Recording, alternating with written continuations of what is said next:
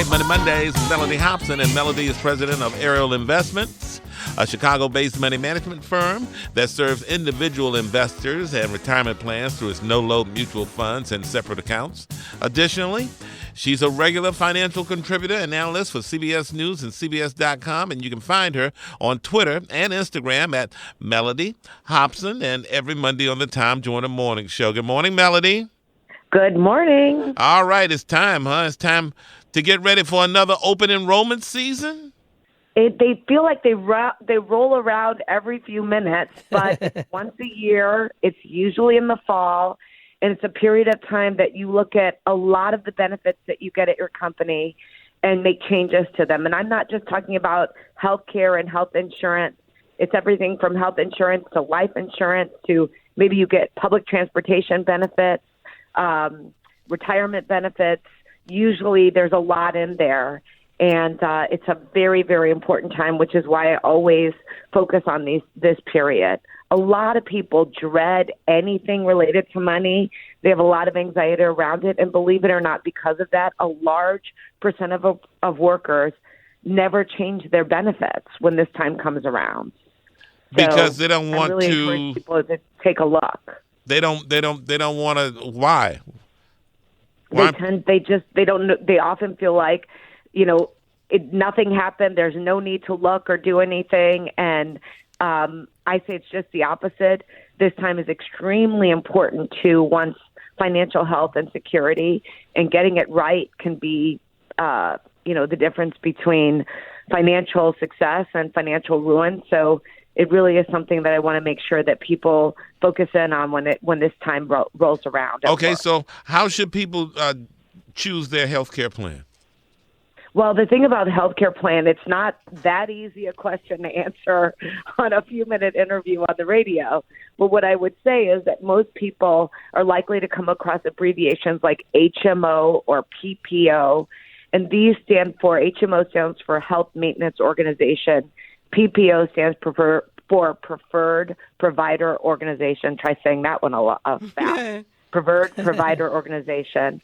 And the difference between the two includes the size of the plan network, so the doctors in the plan, the ability to see specialists, the plan cost, so how much you have to pay, and the coverage that you get if someone is out of the network. And the only way you can know this is to know what doctors you and your family use, and then look at these plans.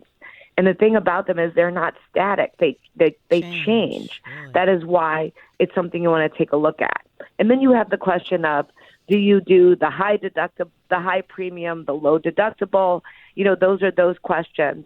And I would say if you're single and you're in really good health, you may not want a high premium plan that keeps your annual deductible low. Instead, you might consider a low premium and a high deductible plan because you don't tend to get sick. But if you have a family and you have lots of prescriptions or past health issues, or you need more coverage, you may want to go for that higher monthly premium so that you can get the lower deductible. So these are the kind of questions you need to ask yourself. They're not just simple, quick answers. And Melody, is this the time where you look at long-term care as well? Well, certainly long-term care would be there, life insurance, unemployment insurance. These are all important questions, especially if you have family members who are financially dependent on you. So all of those things you would be taking a look at. Also, the time to look at your flexible spending account or your health savings account if you have them.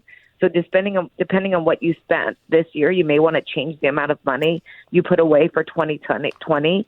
You may want to put more or less depending on what you spent. And then you want to ask your HR department about any other benefits they have. Sometimes I mention transit subsidies or health and wellness benefits. Sometimes they even have tuition or student loan assistance. So, this is that time to do that comprehensive look. High deductible. How high is too high? Well, that depends on your situation, huh? It depends on your situation. Remember also, many people have coverage through healthcare.gov, and that enrollment period is from November 1st, this Friday, through December 15th. Some of these windows can be very short. Right.